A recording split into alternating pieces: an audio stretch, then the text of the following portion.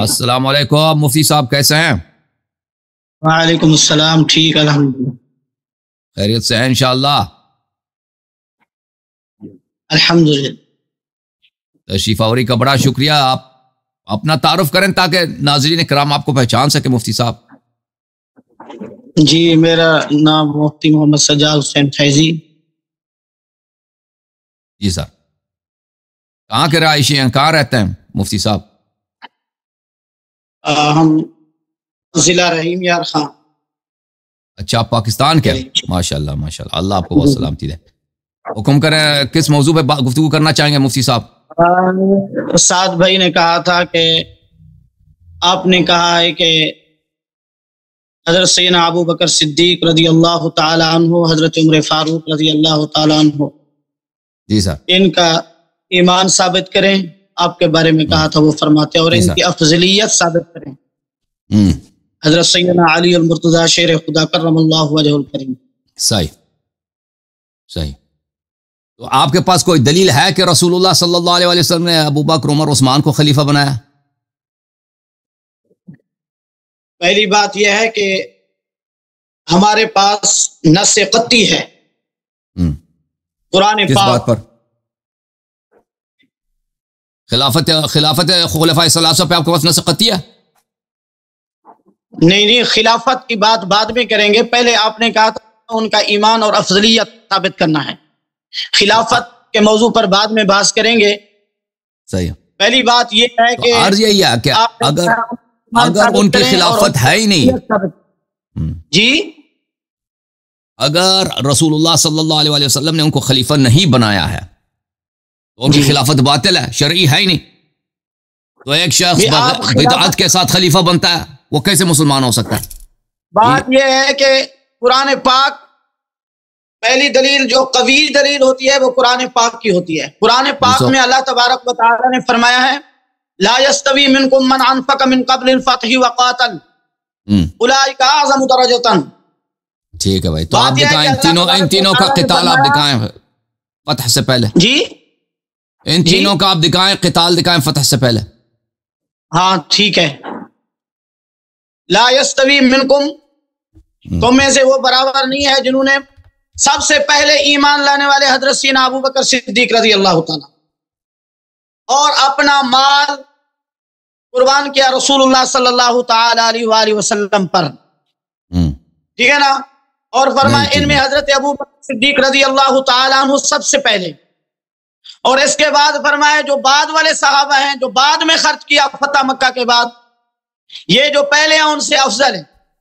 اور آگے فرمایا کلا وعد اللہ الحسنی، یہ موجبہ کلیہ ہے کہ اللہ تبارک و تعالی نے فرمایا کہ ہم تمام صحابہ سے حسنہ کا وعدہ کر لیا۔ کلا وعد اللہ الحسنی، یہ موجبہ کلیہ ہے، اس سے کوئی خارج نہیں ہوگا۔ آپ اس کا جواب دیں۔ چلیں جی، عرض یہ ہے شیخ صاحب کہ ایک شخص اگر پہلے مسلمان بنتا ہے اور بعد میں وہ مرتد ہو جاتا ہے تو اسلام تو اس کا گیا نا، اسلام تو اس کا ختم ہے نا، صحیح ہے؟ ہے کہ نہیں؟ شیخ صاحب آپ کی بات مان بھی لیں کہ وہ سب سے پہلے اسلام لائے تھے، ہم حالانکہ ہم نہیں مانتے، مان بھی لیں کہ انہوں نے دین خدا میں خرچ کیا، یہ بھی ہم نہیں مانتے کہ انہوں نے کوئی خرچہ کیا، ٹھیک ہے نا؟ قتال تو آپ سے ثابت ہو ہی نہیں گئی کہ کوئی اس کا جہاد دکھائے، یہ تو ہے ہی نہیں بھائی، ٹھیک ہے نا؟ اس کا شب ہجرت جو سب سے کٹن وقت تھا، اس نے اپنے اونٹ کے پیسے لیے رسول اللہ صلی اللہ علیہ وسلم سے، اس کے مال خرچ کرنے کی یہ حالت ہے کہ ہجرت کے وقت اس نے رسول اللہ صلی اللہ علیہ وسلم کو معاف نہیں کیا، وہ اپنے اونٹ کے اس نے ڈبل پیسے لے لیے۔ تو چل ہم مان بھی لیں کہ اس نے ایمان لایا سب سے پہلے، وہ خرچ بھی کیا، ٹھیک ہے نا؟ اس نے جہاد بھی کیا، یہ مان بھی لیں۔ لیکن اگر بعد میں شیخ صاحب ایک شخص جو مسلمان ہو جاتا ہے، جہاد بھی کرتا ہے، مال بھی خرچ کرتا ہے، لیکن بعد میں مرتد ہو جاتا ہے، وہ پہلے تو وہ تو اجر سب گیا نا، ہے کہ نہیں؟ وہ مرتد نہیں ہوئے، نعوذ باللہ من ذالک۔ آپ دلائل نہیں، فرض کر رہے ہیں، کسی اور کی بات کر رہے ہیں، کسی اور کی بات کر رہے ہیں بھائی، آپ چھوڑیں ایسے ہی فرض کرتے ہیں ایک شخص ہے، وہ مسلمان بھی ہوا ہے، ایمان بھی اچھا ہوا اس کا، مال بھی خرچ کیا اس نے، ہجرت بھی کیا اس نے، اور اس نے جہاد بھی کیا تھا، لیکن آخر میں مرتد ہو جاتا ہے، کافر ہو جاتا ہے، تو پھر آپ بتائیں وہ سب گیا نا، اس کا تو کوئی اجر نہیں ہے. صحیح ہے کہ نہیں؟ جی وہ ٹھیک ہے. ٹھیک ہے. تو اب دیکھیں، عرض یہ ہے کہ اب آپ کی بات مان بھی لیں کہ ابو بکر صاحب نے مسلمان ہوئے سب سے پہلے، کلمہ بھی پڑھا، ہجرت بھی کی ہے، اور اس نے پیسے بھی خرچ کیے، جہاد بھی کیا، سب سے مان لینا. تو یہ رسول اللہ صلی اللہ علیہ وسلم نے اس کو خلیفہ نہیں بنایا تھا. کوئی حدیث نہیں ہے، کوئی نص کچھ بھی نہیں ہے. جس کو خلیفہ بنایا تھا رسول اللہ، اب سن لے میری بات، سن لے شیخ صاحب، سن لے مفتی صاحب، جس کو خلیفہ بنایا تھا وہ شیر خدا علی مرتضی علیہ الصلوۃ والسلام. تو اس کا مطلب یہ ہے کہ اس کی خلافت باطل ہے، اس کی خلافت باطل ہے، اس کی خلافت بدعت ہے. ومن لم يحكم بما انزل الله فاولئك، اب سن لینا شیخ صاحب، ومن لم يحكم بما انزل الله، ومن لم يحكم بما انزل الله فاولئك هم الكافرون. ٹھیک ہے نا؟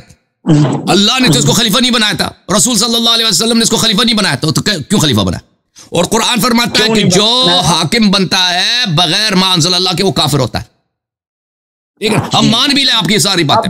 اب اس کی خلافت ہی اس بات کی دلیل ہے کہ اس کے سارے اجر باطل ہو گئے، کیونکہ اس نے دین میں بدعت داخل کیا. بیچ میں بدعت داخل کرنے والا کافر ہوتا ہے اور ہمیشہ تک جہنم میں ہوتا ہے. یہ تو آپ کو پتہ ہے، یہ تو مسلمات میں سے. میری بات سنیں، اب میری بات سنیں.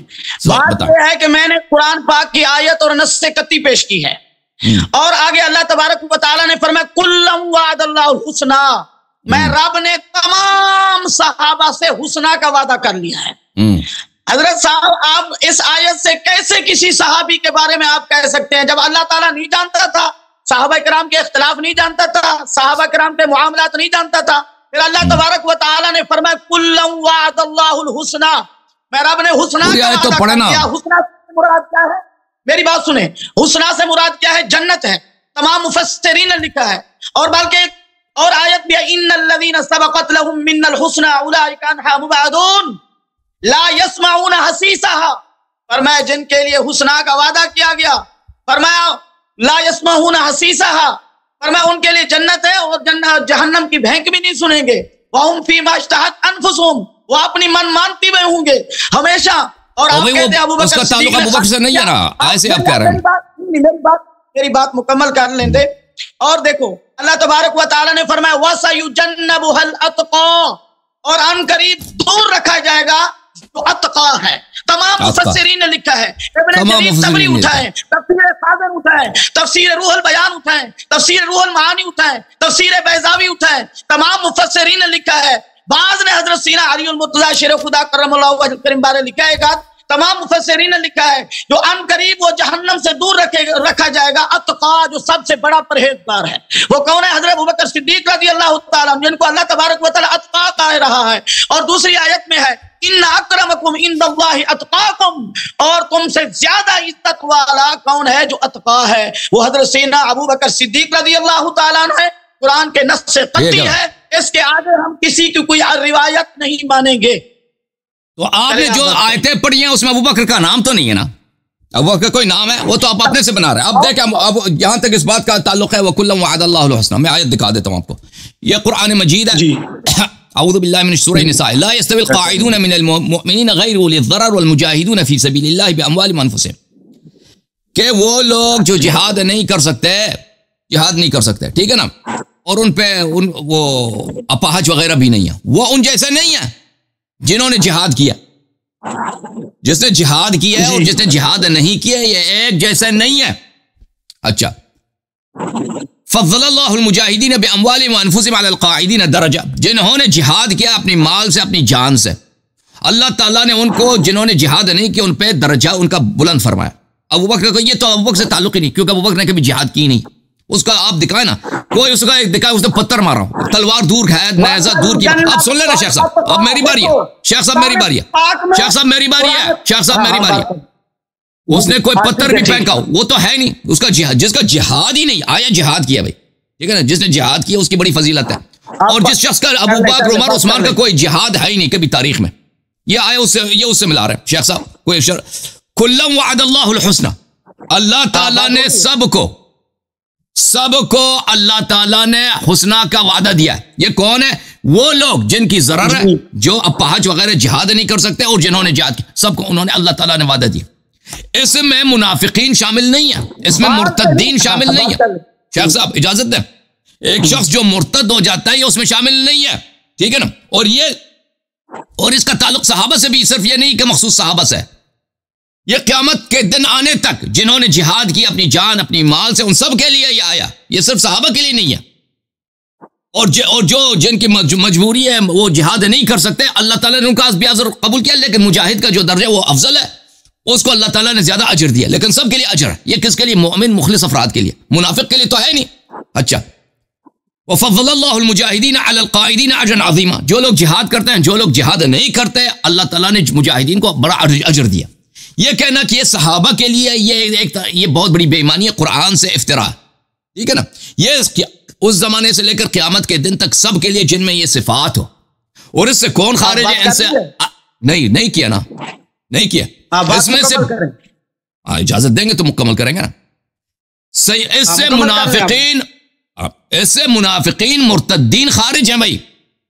عرض یہ ہے شیخ صاحب، آپ کہتے ہیں ابو بکر کا اس سے تعلق ہے، ابو بکر کا جہاد کہاں؟ جہاد تو ہے ہی نہیں اس کا، ٹھیک ہے نا۔ پھر بات یہ ہے، ایک شخص فرض کرتے ہیں جہاد بھی کیا اس نے، لیکن اگر بعد میں وہ دین میں اس نے بدعت داخل کیا نبی صلی اللہ علیہ وسلم کے بعد، بدعتی جہنمی ہوتا ہے، بدعتی کافر ہوتا ہے، قرآن کا فرمان ہے، ٹھیک ہے نا۔ تو آپ یہ دیکھیں، یہ کہ پہلے کسی نے کلمہ پڑھا ہو، نمازیں پڑھی ہوں، جہاد بھی کیا ہو، یہ سب ہم نہیں مانتے کہ ابو بکر نے کیا، آپ ثابت بھی کریں نا۔ لیکن اگر دیکھ، دنیا میں لوگ ہزار طرح سے اچھے کام کریں، لیکن اگر اس میں کفر کی ایک دلیل ہو، وہ کافر ہے۔ ابھی آپ کے جو وہ تھے نہیں